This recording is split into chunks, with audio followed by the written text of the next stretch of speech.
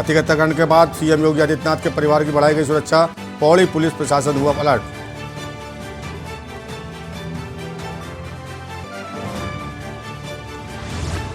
CM Pushkar Singh Dhami ने की बड़ी पहल, विपक्ष के विधायकों के साथ विकास कार्यों की समीक्षा बैठक की, अन्य विकास कार्यों के भी मांगे प्रस्ताव।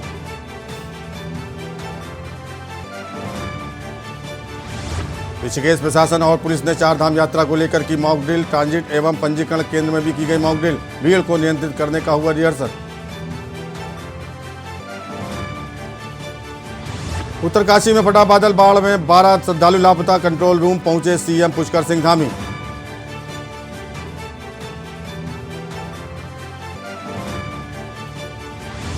प्रदेश में आज भी भारी बारिश का अलर्ट जारी, बदले मौसम ने बढ़ाई किसानों की चिंता।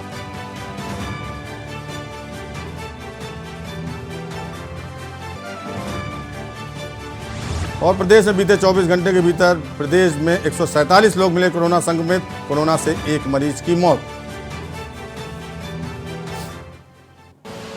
आप देख रहे हैं के न्यूज, खबरों का सारथी।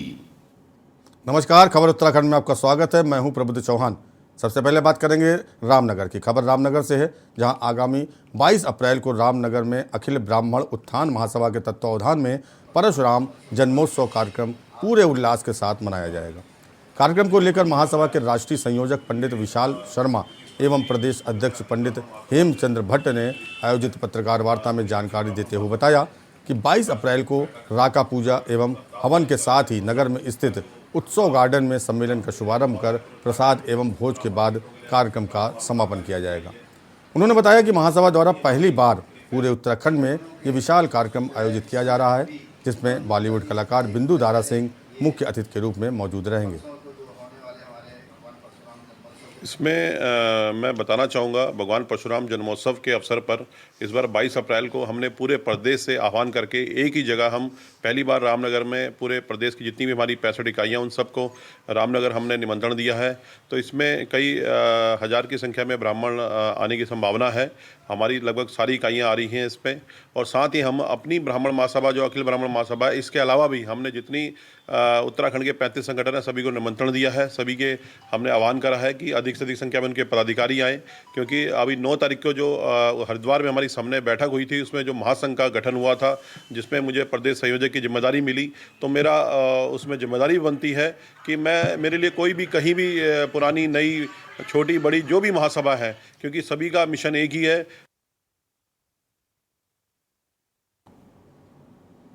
उप जिलाधिकारी ने ईद उल फितर त्यौहार के मद्देनजर कोतवाली में पुलिस अधिकारियों के साथ बैठक की। उप जिलाधिकारी राहुल शाह ने भी सभी समुदाय के पदाधिकारियों और गणमान्य व्यक्तियों से शांतिपूर्वक ईद का त्यौहार मनाने और आपसी सहयोग की अपील की। उप जिलाधिकारी ने नमाज के दौरान ईदगाह आने वालों को वाहन निर्धारित स्थानों में पार्क करने और अनावश्यक वाहनों के उपयोग से बचने के निर्देश दिए हैं। उप जिलाधिकारी ने आपसी सौहार्द बिगाड़ने वाले असामाजिक तत्वों के खिलाफ सख्त कार्रवाई करने की निर्देश दिए हैं। जीवन के अंतिम सांस तक भारतीय जनता पार्टी के लिए काम करना है। भारतीय जनता पार्टी परिवार के वाद से नहीं चलती। विकास अपने आप में कार्य करता है पार्टी का, प्रदेश का प्रवक्ता भी है, और उसके मन में भी है कि मतलब मैं राजनीति में आ रहा हूं तो कहीं ना कहीं विधायी क्षेत्र में भी रहूं। तो हल्द्वानी में कुमाऊं कमिश्नर दीपक रावत ने गर्मी को देखते हुए जनपद के सभी फायर हाइड्रेंट का निरीक्षण किया। मंगल पड़ाव, ताज चौराहा सहित अन्य जगहों पर कमिश्नर ने निरीक्षण में पाया कि कई जगहों पर फायर हाइड्रेंट चल रहे हैं, लेकिन कई जगहों पर नहीं चल रहे। कमिश्नर ने जल संस्थान के अधिकारियों को कारण बताओ नोटिस जारी कर उचित जवाब मांगा है। उन्होंने कहा कि फायर हाइड्रेंट के लिए बजट की आवश्यकता होने पर आवश्यक दिशा निर्देश जारी किए हैं। तो एक तो जो हमारी तैयारी है हाइड्रेंट्स की वो देख लीजिए। तो हल्द्वानी में आज मैंने रैंडमली 1-2 सैंपल्स लिखे थे और बाकी डीएम से कहा कि वो खुद भी इस हफ्ते में चेक कर लें हाइड्रेंट्स को। तो यहाँ पे 8 हाइड्रेंट्स हैं, इसमें से एक हमने जो मंगल पड़ाव वाला देखा उसमें चेक करने पे भी पानी नहीं आया। उसके बाद जो हमने एक आज़ाद नगर वाला देखा उसमें तो खैर पानी था, ताज चौराहे वाले पे भी पानी था, लेकिन बाज़ार में मुख्य जगह पे वो है, अगर उससे पानी टाइमली नहीं आता है तो कभी कोई अगर अग्निकांड होता है तो उसमें दिक्कत आने की संभावना है। जल संस्थान से कहा गया है कि एक तो उसमें स्पष्टीकरण दें कि क्या वजह है ये नहीं हो रहा है, सेकेंडली ये भी देख लिया जाए कि हाइड्रेंट के कनेक्शन से, हाइड्रेंट की लाइन से कोई प्राइवेट कनेक्शंस तो नहीं दिए गए, और अगर इसमें कुछ धनराशि की आवश्यकता है जिसकी वजह से नहीं हो पा रहा है तो उसकी भी मांग कर लीजिए, उसको हम कर लेंगे। और यहाँ रुकेंगे एक छोटे ब्रेक के लिए। आप देख रहे हैं के न्यूज, खबरों का सारथी। देखें कौन नया खिलाड़ी आया है, समझा देते हैं, प्यार से समझाएंगे। ये तो अपनी जुबान है। जुबान एक हो तो दिल भी एक होने चाहिए। विमल, बोलो जुबान केसरी। गोल्डी हिंग का तड़का लगे तो सभी दबा के खाते हैं। गोल्डी हिंग, कण कण में जान। देखें कौन नया खिलाड़ी आया है, समझा देते हैं, प्यार से समझाएंगे। ये तो अपनी जुबान है। जुबान एक हो तो दिल भी एक होने चाहिए। विमल, बोलो जुबान केसरी। आप देख रहे हैं के न्यूज, खबरों का सारथी। भाजपा के पूर्व प्रदेश अध्यक्ष और पूर्व कैबिनेट मंत्री बंशीधर भगत का जनपद आगमन पर भाजपा के कार्यकर्ताओं और पदाधिकारियों ने जोरदार स्वागत किया। पूर्व मंत्री ने नैनीताल के राज्य अतिथि गृह में कार्यकर्ताओं के साथ बैठक की। बंशीधर भगत ने बैठक खत्म होने पर मीडिया से बातचीत की। उन्होंने कहा कि देश प्रधानमंत्री और उत्तराखंड के मुख्यमंत्री के नेतृत्व में आगे बढ़ रहा है। लोकसभा चुनाव में नैनीताल से दावेदारी के सवाल पर उन्होंने कहा कि पार्टी को जो जिम्मेदारी सौंपेगी उसे निभाऊंगा। उन्होंने जीवन के अंतिम क्षण तक भाजपा के लिए कार्यरत रहने की जानकारी दी। पूर्व मंत्री ने बताया कि विकास भगत भारतीय जनता पार्टी के सक्रिय कार्यकर्ता हैं। विकास भगत को विधायक का चुनाव लड़ना चाहिए। उन्होंने विकास भगत को उम्मीदवार बनाने का प्रयास किया।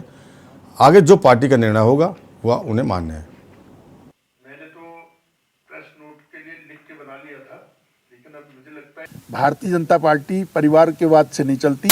विकास अपने आप में कार्य करता है पार्टी का, प्रदेश का प्रवक्ता भी है, और उसके मन में भी है कि मतलब मैं राजनीति में आ रहा हूं तो कहीं ना कहीं विधायी क्षेत्र में भी रहूं, तो हमारी कोशिश भी होगी कि हम अगर कर सकते हो तो उसके लिए भी पैरवी करेंगे।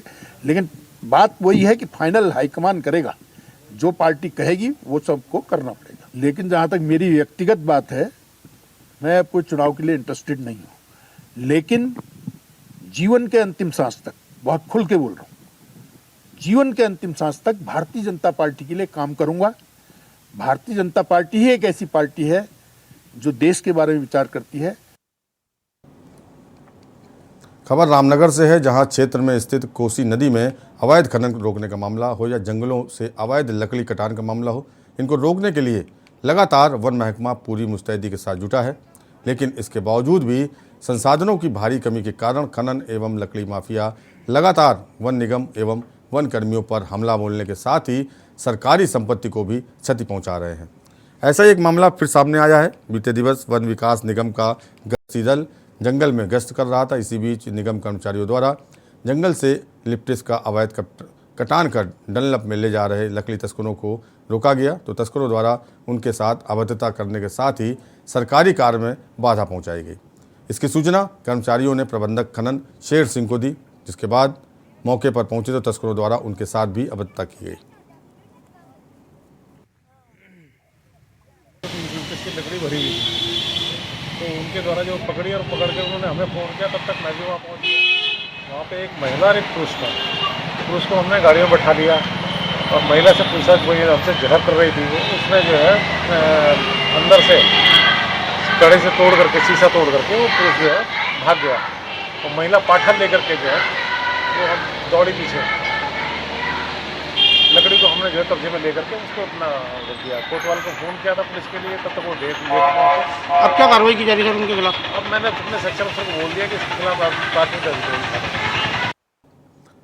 उत्तराखंड के सरकारी और अशासकीय स्कूलों के छात्र छात्राओं को शिक्षा सत्र शुरू होने के 18 दिन बाद भी मुफ्त किताबें नहीं मिली। शिक्षकों ने NCERT की वेबसाइट देखकर पढ़ाने की सलाह दी है। सरकारी और अशासकीय स्कूलों के कक्षा 1 से 12वीं तक के सभी छात्र छात्राओं को शिक्षा सत्र शुरू होने पर 1 अप्रैल से मुफ्त किताबें मिलनी चाहिए थी, लेकिन विभागीय अधिकारियों की लेट लतीफ़ी के कारण किताबों का वितरण नहीं हो सका। प्रदेश में करीब 11 लाख छात्र छात्राओं को मुफ्त किताबें मिलनी हैं। नियमानुसार 1 अप्रैल तक किताबें मिल जानी चाहिए थी। विपक्षी पार्टियों ने सत्ता पक्ष पर हमला बोला है और बच्चों को किताबें मुहैया कराने की सरकार से मांग की है। इस प्रदेश का और देश का कि शिक्षा व्यवस्था जो सुदृढ़ होने की बात मंचों से बड़े बड़े नेता करते नजर आते हैं, लेकिन सेशन शुरू हो चुका है, नया सत्र शुरू हो चुका है और आज दिन तक भी किताबें पठन पाठन की विद्यार्थियों को उपलब्ध नहीं है। ऐसे में आज की फिर खबर आई है कि वेबसाइट से पढ़ाएंगे शिक्षक। वेबसाइट से कितना पढ़ा जा सकता है और कितना पढ़ाया जा सकता है वो सबको विदित है। फिर तो शिक्षकों की ज़रूरत ही क्या है, बच्चे खुद ही वेबसाइट पर चले जाएं और वहाँ से जो भी सवाल जवाब है वो कर लें। तो ऐसे में कितना सजग, कितना जागरूक, कितना गंभीर हमारा शिक्षा विभाग उत्तराखंड प्रदेश का है, वो इसकी बानगी है। खबर रुद्रपुर से है, जहां पूर्व दर्जा राज्य मंत्री एवं कांग्रेस प्रदेश प्रवक्ता डॉक्टर गणेश उपाध्याय ने कैबिनेट मंत्री गन्ना एवं पशुपालन सौरभ बहुगुणा पर क्षेत्रवाद का आरोप लगाया है। वहीं गन्ना मंत्री बहुगुणा पूरे प्रदेश की उपेक्षा करते हुए मात्र सितारगंज विधानसभा क्षेत्र के लिए ही कार्य कर रहे हैं। उनके द्वारा मात्र सितारगंज चीनी मिल के किसानों के गन्ने का 9 करोड़ 80 लाख का भुगतान कराया गया है, जबकि प्रदेश की अन्य तमाम चीनी मिलों द्वारा कई 100 करोड़ रुपयों का भुगतान नहीं किया गया, जिसमें लगभग 57 करोड़ 65 लाख रुपए किच्छा शुगर फैक्ट्री द्वारा भुगतान नहीं हो पा रहा है। विगत वर्षों से काशीपुर शुगर फैक्ट्री व हरिद्वार की इकबालपुर शुगर फैक्ट्री का 1 अरब से 30 करोड़ लाख रुपया विगत वर्षों से भुगतान नहीं हुआ। वर्तमान में 4 अरब 65 करोड़ 20 लाख करोड़ रुपया भुगतान किसानों का बकाया है। इसे तुरंत भुगतान किया जाना चाहिए। डॉक्टर उपाध्याय ने किसानों की पीड़ा पर गौर करने की बात करते हुए कहा कि किसान कोई भीख नहीं मांग रहे हैं।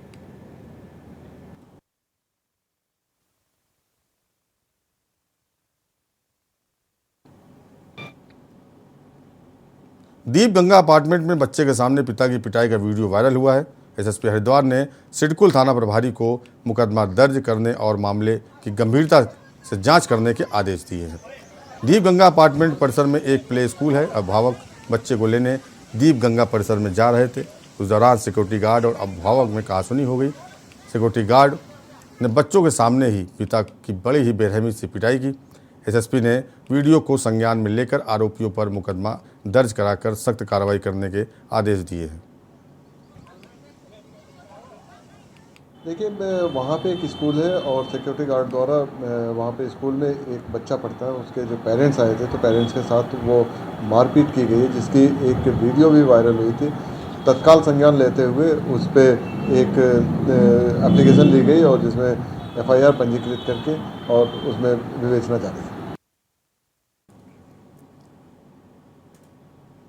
खबर पौड़ी से है, जहां उत्तर प्रदेश के मुख्यमंत्री योगी आदित्यनाथ के पैतृक गांव पंचूर समेत उनके एक पैतृक घर में सुरक्षा व्यवस्था बढ़ा दी गई है। वहीं सीएम योगी आदित्यनाथ की मां और सीएम योगी के भाई और बहन इस पैतृक घर में रहते हैं, जो कि पौड़ी जिले के यमकेश्वर ब्लॉक में स्थित है। आपको बता दें कि प्रयागराज की घटना के बाद पुलिस प्रशासन अलर्ट मोड पर है। उत्तर प्रदेश के प्रयागराज में माफिया अतीक अहमद और उसके भाई अशरफ की हत्या के बाद ही यूपी के सीएम योगी आदित्यनाथ के परिवार को एसएसपी के निर्देशों पर कड़ी सुरक्षा दी गई है। घर के बाहर पुलिस के पुख्ता इंतजाम है। एसएसपी श्वेता चौबे ने बताया कि यमकेश्वर क्षेत्र के साथ ही जिले के समस्त थाना प्रभारियों को भी अलर्ट मोड पर रखा गया है। जिले के बॉर्डर पर सुरक्षा व्यवस्था को चाक चौबंद रखने के निर्देश एसएसपी ने पुलिस टीम को दिए हैं। प्रयागराज की घटना को दृष्टिगत रखते हुए उत्तराखंड में भी अलर्ट घोषित किया गया था और उसी क्रम में जनपद पौड़ी में भी सभी क्षेत्राधिकारी जो थाना प्रभारी हैं, चौकी इंचार्ज, उनको भी सतर्क रहने हेतु निर्देश दिए गए और लगातार जो है इसमें चेकिंग भी जारी है। जो हमारे स्पेशली बॉर्डर एरियाज हैं, जैसे कोटद्वार में कौड़िया है, वहाँ पे भी लगातार वाहनों की चेकिंग जारी है। और इसी के क्रम में चूँकि इनके परिजन जो हैं यहाँ रहते हैं, तो वहाँ पूर्व से ही सुरक्षा व्यवस्था की गई है और उनको सुरक्षा दी गई है। उसी क्रम में जो संबंधित थाना प्रभारी हैं, उनको उस एरिया में रेगुलर पेट्रोलिंग हेतु निर्देश दिए गए। क्षेत्राधिकारी को भी इस संदर्भ में निर्देश दिए। खबर देहरादून से है, जहां मुख्यमंत्री पुष्कर सिंह धामी ने केदारनाथ धाम के सेवादार सदस्यों के दल के वाहनों को फ्लैग ऑफ किया। इन सेवादारों द्वारा श्री केदारनाथ यात्रा मार्ग पर 21 से 25 अप्रैल तक श्रद्धालुओं के लिए उत्तराखंड के मुख्य सेवक के नाम पर भंडारे का आयोजन किया जाएगा। बाबा केदार की डोली के गुप्त काशी से केदारनाथ पहुंचने तक यात्रा पड़ावों पर श्रद्धालुओं के लिए भंडारे का आयोजन किया जाएगा। 24 और 25 अप्रैल को हेलीकॉप्टर से पुष्प वर्षा भी की जाएगी। मुख्यमंत्री पुष्कर सिंह धामी ने कहा कि उत्तराखंड की चारधाम यात्रा के लिए श्रद्धालुओं की सुविधा के दृष्टिगत सभी तैयारियों को पूरा कर लिया गया है। चारधाम यात्रा की नियमित समीक्षा भी की जा रही है। चारधाम यात्रा के प्रति लोगों में काफ़ी उत्साह है। अभी तक 16 लाख से अधिक पंजीकरण हो चुके हैं। स्वयंसेवी संगठन एवं सामाजिक संगठनों का पूरा सहयोग मिल रहा है। उन्होंने कहा कि देवभूमि उत्तराखंड आने वाले सभी श्रद्धालुओं को हर संभव सुविधा दी जाएगी। यात्रा बाबा केदार की कृपा से, भगवान बद्री विशाल की कृपा से, हमारे सभी देवी देवताओं के सभी धामों की कृपा से ये यात्रा हमारी बहुत ऐतिहासिक होगी। बहुत लोगों के अंदर उत्साह है, जोश है, आस्था है, श्रद्धा है। पूरे देश के लोग लगातार बुकिंग करवा रहे हैं। 16 लाख के लगभग लोगों के अभी तक पंजीकरण हो गए हैं। ऑफलाइन भी चल रहा है, ऑनलाइन भी चल रहा है और बहुत सारे स्वयंसेवी संगठन, सामाजिक संगठनों के लोग, सामाजिक लोग, सेवादार सभी अपने अपने स्तर पर काम कर रहे हैं। कोई भंडारा चला रहा है, कोई सेवा के काम कर रहा है। मैं सभी का धन्यवाद करता हूँ। सब लोग यात्रा को सफल बनाने के लिए आगे आ रहे हैं।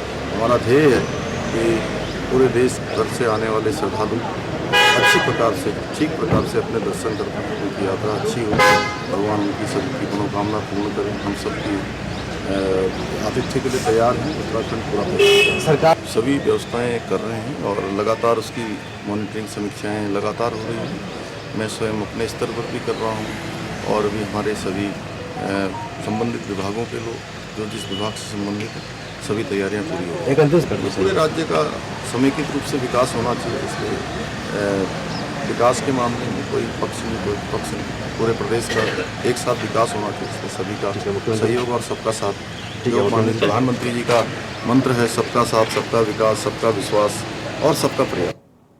और यहाँ वक्त हो चला है छोटे ब्रेक का। खबर बागेश्वर से है, जहाँ आबकारी विभाग के पसीने छूट गए। आपको बता दें कि शराब की दुकानों का आवंटन कराने में आबकारी विभाग के पसीने छूट गए, जिससे सरकार को भारी राजस्व का नुकसान हो रहा है।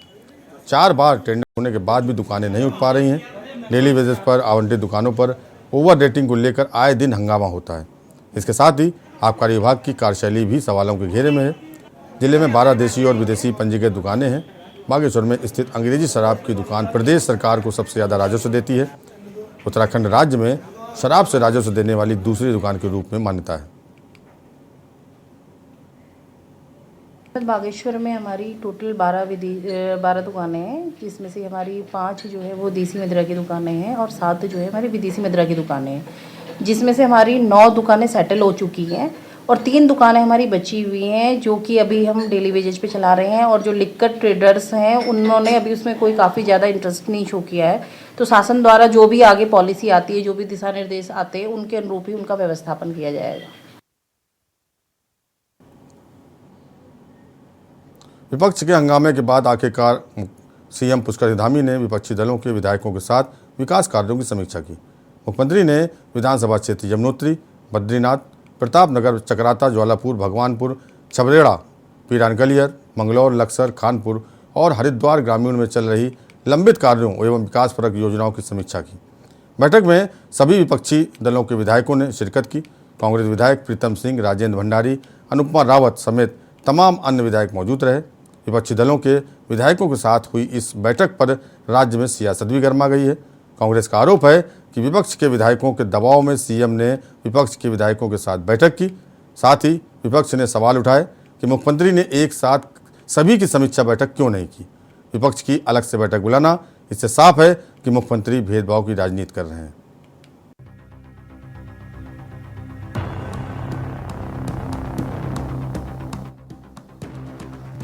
2024 के लोकसभा चुनाव और 2023 में होने वाले निकाय चुनाव से पहले सरकार पर विकास कार्यों को पूरा करने का दबाव है, जिसके तहत मुख्यमंत्री पुष्कर सिंह धामी लगातार विधानसभा वार राज्य की सभी विधानसभाओं की समीक्षा कर रहे हैं। इसके तहत विधानसभाओं में चल रही विलंबित कार्यों एवं विकास परक योजनाओं की समीक्षा की गई।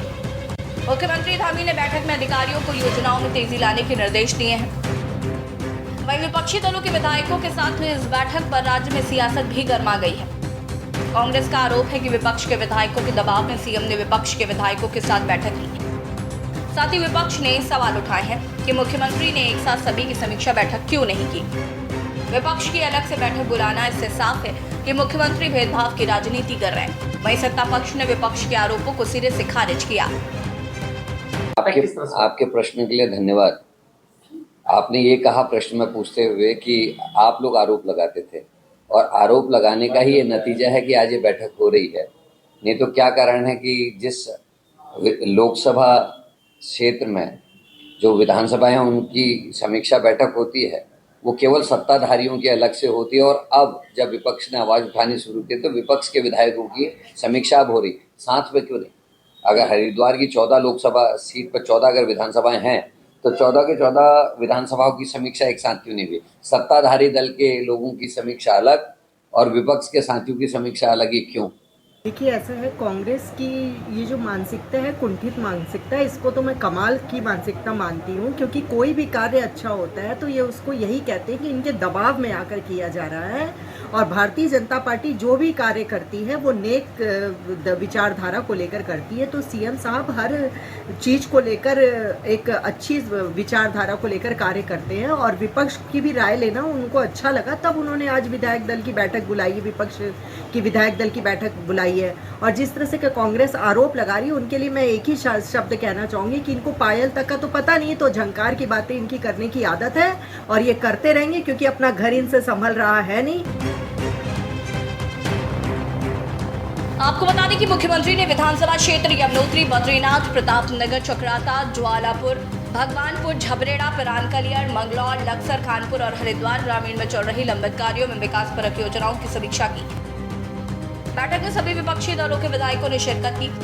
वहीं इस मामले में आम आदमी पार्टी का आरोप है कि बीजेपी कांग्रेस दोनों दल मिलकर राज्य की जनता को धोखा दे रहे हैं, धरातल पर कोई विकास कार्य नहीं हो रहे हैं। वहीं यूकेडी ने मुख्यमंत्री की इस पहल की सराहना करते हुए कहा कि मुख्यमंत्री को पहले ही विपक्षी दलों के साथ बैठक कर लेनी चाहिए थी। देखिए, इस राज्य के अंदर भाजपा और कांग्रेस पक्ष और विपक्ष दोनों मिल करके राज्य की जनता को बेवकूफ बनाने का काम कर रहे हैं। दोनों की मिली भगत है। ये बारी बारी से जो सरकारें बनने का चलन है, ये उसका है कि इस बार मेरी सरकार है तो मुझे खाने दे, अगली बार तेरी सरकार होगी तो तुम खाना।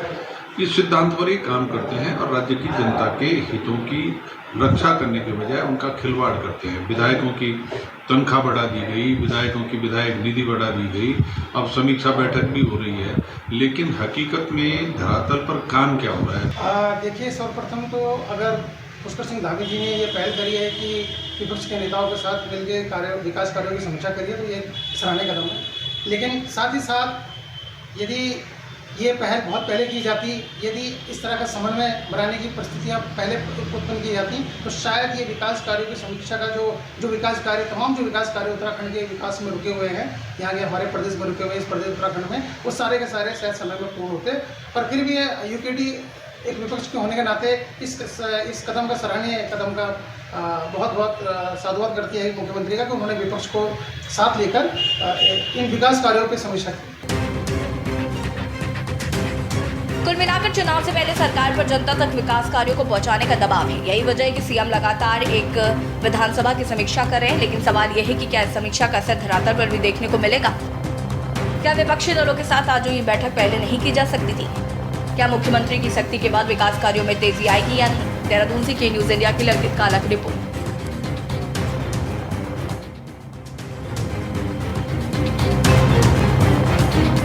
और खबर उत्तराखंड में फिलहाल इतना ही। आगे देखिए मंथन सोनी चौहान के साथ। नमस्कार। आप देख रहे हैं